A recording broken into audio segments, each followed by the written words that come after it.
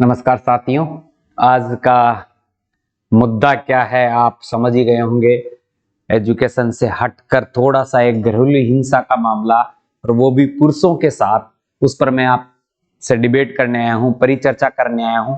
और पुरुष किस प्रकार से इन मामलों से बच सकते हैं, क्योंकि आज के समाज में ये बहुत ज्यादा देखा जा रहा है कि ऐसा कहा जाता है कि हिंसा महिलाओं पे होती है, मगर घरेलू हिंसा का शिकार महिलाओं के साथ साथ पुरुष भी बहुत ज्यादा होते जा रहे हैं। तो उन पूरे मामलों में पुरुष अपना बचाव किस प्रकार से कर सकता है, पुरुषों को तो सबको ये वीडियो देखना चाहिए, क्योंकि बहुत ही जबरदस्त वीडियो है और आपके रक्षा के लिए, आपकी सुरक्षा के लिए और आपके ज्ञान के लिए ये बातें बहुत जरूरी है। बहुत अच्छा टॉपिक है। देखिए यहाँ पर थंबनेल देके, क्या पुरुष घरेलू हिंसा का मामला दर्ज करा सकता है? क्या पुरुष भी कोर्ट जा सकता है? क्या हम इन मामलों को लेकर परिचर्चा करेंगे। तो वीडियो पर नए हैं तो चैनल को सब्सक्राइब जरूर करें और शेयर करें, और सभी पुरुष जो हैं इस वीडियो को जरूर देखें। महिलाएं आलोचना कर सकती है, मगर पूर्ण रूप से सोच कर ये बात देखें कि पुरुषों पर भी वास्तव में हिंसा हो रही है और उसका किस प्रकार से शिकार हो रहे हैं। कुछ चीजें मैं आपके सामने रखना चाहता हूं। यहां देखिएगा, एक न्यूज़पेपर की न्यूज भी है। घरेलू हिंसा कानून में पुरुषों के साथ भेदभाव पर कोर्ट भी चिंतित है। कहा, महिला की शिकायत पर पुरुषों को तुरंत क्यों नहीं, क्योंकि मान लिया जाता है दोषी। यानी पुरुषों को तो हर वक्त ही एक दोषी के रूप में देखा जाता है। चाहे कैसा दहेज का मामला ले लो, मारपीट का मामला ले लो या चरित्र का मामला ले लो, सब में पुरुषों पर बहुत ज्यादा हावी रहता है, कोर्ट भी, समाज भी। मगर ये सारी चीजें गलत है।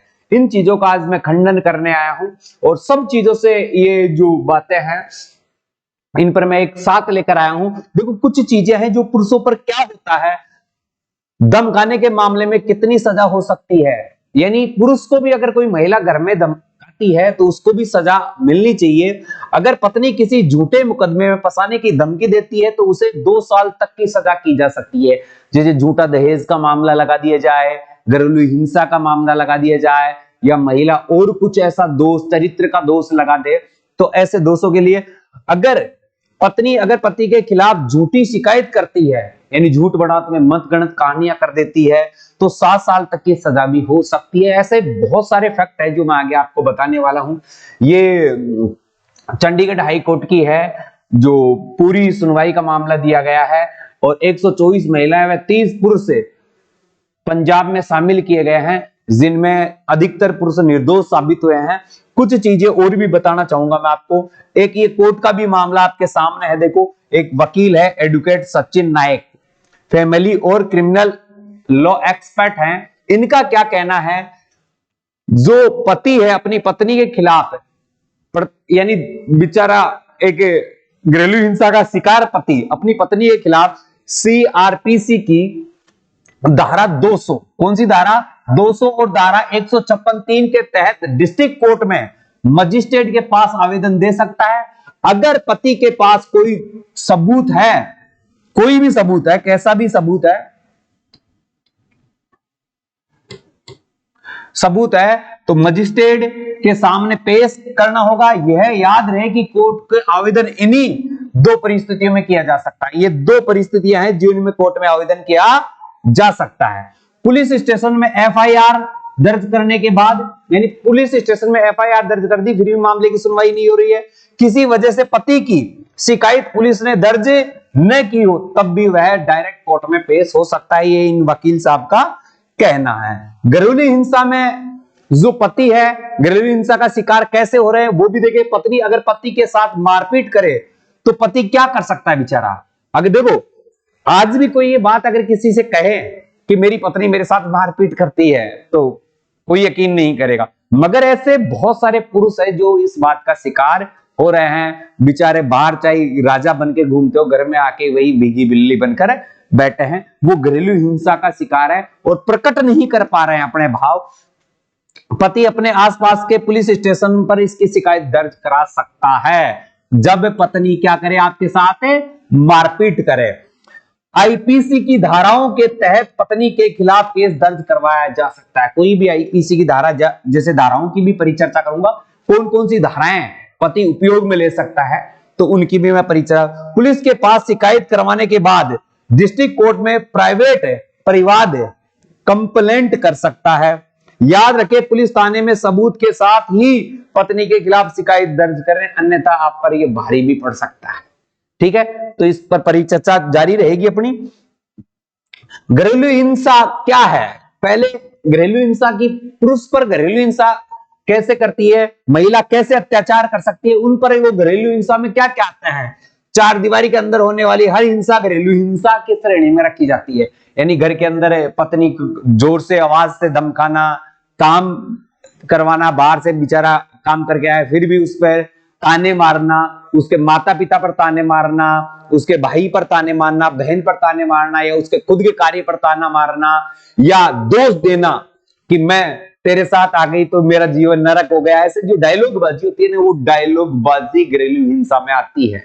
ठीक है, फिजिकल रूप से, सेक्सुअल रूप से, इमोशनल किसी भी तरह से की हो, कोई भी तरह से तरीका हो, माता पिता बहन भाई किसी के साथ भी अगर वो गलत तरीके से व्यवहार करती है तो ये घरेलू हिंसा है। और किसके साथ है? ये पुरुष के साथ है। कि पुरुष के साथ जो घरेलू हिंसा हो रही है उस पर अपन जो परिचर्चा कर रहे हैं, क्या तरीके हैं जो पुरुष को मानसिक रूप से दोषी ठहराया जाता है। देखो, पति और पत्नी उनके परिजनों को लेकर ताने, यानी माता पिता को लेकर मम्मी पापा को डांट रही है, मम्मी पापा से झगड़ा कर रही है, तो ये मानसिक रूप से तनाव देना हो गया, तो ये पुरुष के लिए घरेलू हिंसा हो गई। बुजुर्ग माता पिता से बदतमीजी करना है, पति के सामने बच्चों को पीटना, यानी छोटे बच्चों पर अपना गुस्सा निकालना। पति का गुस्सा है, सामने उसको नहीं कह पा रही है पर छोटे बच्चों को पीटना। घरेलू सामान पर हमला, जैसे बर्तन तोड़ दिए, रोटी नहीं बनाई, रोटी जला दी है, ऐसे गुस्से में आकर कोई कार्य करना, वो भी है। अद्रव्य व्यवहार करना, जैसे किसी सामान के लिए आपस में वार्तालाप हुई तो जवाब नहीं देना या गुर्रा के बात करना। दांतों से काटना, यानी सामने से डांटना, यही कह सकता हूं। बाल नोचना, बालों को पकड़ कर हिलाना, ये पुरुष के साथ घरेलू हिंसा के प्रमुख जो कार्य है वो रहे हैं। अब देखो, आईपीसी की धारा, जो आईपीसी की धारा है, आईपीसी और सीआरपीसी की धाराओं की बात करें कि पुरुष इन धाराओं के खिलाफ जाकर कोर्ट में कैसे मामला दर्ज करवा सकता है, किन परिस्थितियों में ये मामले दर्ज करवा सकता है। तो आप सबसे पहले क्या है, कौन सी चीज है, वह धारा जिसमें पति केस दर्ज करा सकता है, यानी सीधे रूप से थाने में जाकर पति केस दर्ज करवा सकता है। चोट लगने पर, यानी झगड़ा हुआ और पत्नी ने उठाकर मार दिया और उसके लग गई चोट, सर फोड़ दिया, साहब हाथ तोड़ दिया, पैर तोड़ दिया, बाल नोच लिए, तो इसकी आईपीसी की जो धारा है, आईपीसी की धारा 319 के तहत वह पुरुष से उस महिला पर केस दर्ज करवा सकता है। दूसरी बात, मारपीट करें, फूकड़ी लेकर मार दे, चिमटा लेकर मार दे और कोई हथियार से मार दे, तो आईपीसी की धारा 320 के तहत उस महिला के खिलाफ वह कोर्ट में जा सकता है। झूठे सबूत देना, झूठ पाकट में कई आदमी बेचारा काम करके आया, बोले वहां जाके आया, काला मुंह करके आया, या चरित्र पर उंगली उठाती है, तो ऐसे में धारा 193 के तहत वह उस पर केस दर्ज करवा सकता है। खतरनाक हथियार से हमला करना, जैसे चाकू से हमला कर दे, कोई महिला है अपने पति पर चाकू से हमला कर दे, तो खतरनाक हथियार से हमला कर रही है, या चिमटे से मार दे, फूकड़ी से मार दे, बेलन से मार दे, है किसी ऐसे हथियार जो नुकसानदायक उससे मार दे, तो उस महिला के खिलाफ आईपीसी की धारा 323 के तहत केस दर्ज किया जा सकता है। ये प्रमुख धाराएं हैं, इनके अलावा भी चले तो देखो, आप देखो, पत्नी द्वारा झूठे मुकदमे में फंसाने का आरोप लगाना, जैसे दहेज का आरोप लगा दिया, जबरदस्ती का आरोप लगा दिया है, अपने परिवार वालों के लिए बोलकर कुछ आरोप लगा दिया, तो ऐसे में पति उसके खिलाफ धारा 154 के तहत एफआईआर दर्ज करा सकता है, एफआईआर दर्ज करवा सकता है। इसके अलावा और देखें, पत्नी के साथ संबंध ठीक न चलने पर, यानी दोनों में मनमुटाव रहना, दोनों में आपसी वह संबंध नहीं होना जो पति पत्नी के मध्य रहते हैं, रिश्ते मधुर नहीं रहना, वार्तालाप नहीं होना, सालों से बोलचाल नहीं होना, ऐसी कंडीशन में हिंदू विवाह एक्ट 1955 के द्वारा धारा 9 के तहत मुकदमा दर्ज करवाया जा सकता है। ये महिला के खिलाफ भी दर्ज होने वाले मामले हैं। अब देखो, तलाक में पुरुषों का अधिकार, तलाक है, जिसे ये जरूरी थोड़ी महिलाएं तलाक ले, पुरुष भी तलाक ले सकते हैं, उनके भी अधिकार हैं। कौन से अधिकार है? National crime record bureau NCRB 2018-19 का डाटा में पाया गया है कि 43.1% दहेज में मामलों में पुरुष को निर्दोष साबित किया गया है, यानी झूठे मामले बहुत ज्यादा रहे। 1.5% ही मात्र दोषी व्यक्ति करार दिए गए हैं। तो कितने घरेलू हिंसा के पुरुषों पर मामले दर्ज हुए हैं? तो एक मानसिक उत्पीड़न नहीं करवाया। पुरुषों के लिए सरकार ने हेल्पलाइन नंबर भी जारी किए हैं। एकमात्र हेल्पलाइन नंबर है पुरुषों के लिए घरेलू हिंसा के लिए 88 82 49 84 98। ये आप हेल्पलाइन नंबर का भी इस्तेमाल कर सकते हैं इमरजेंसी सेवाओं के लिए।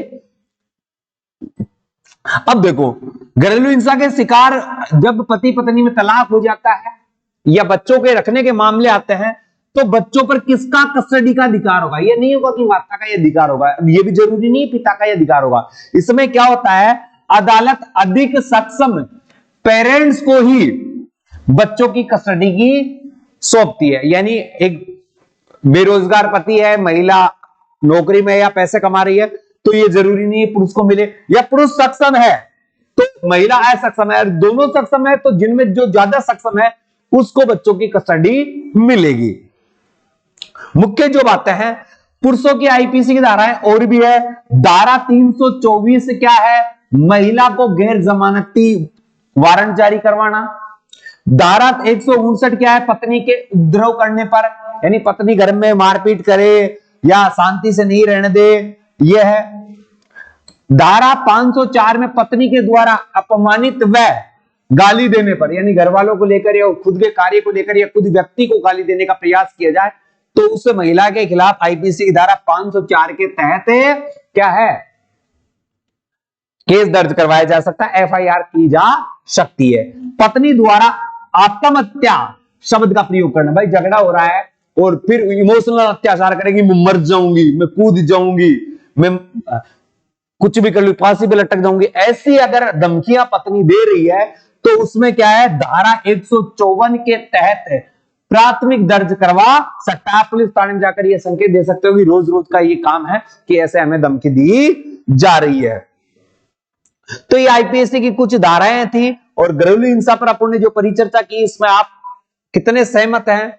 और अगर आप मेरी बात से सहमत हैं तो वीडियो को शेयर करें, चैनल को सब्सक्राइब करें, लाइक करें। जय हिंद, जय भारत।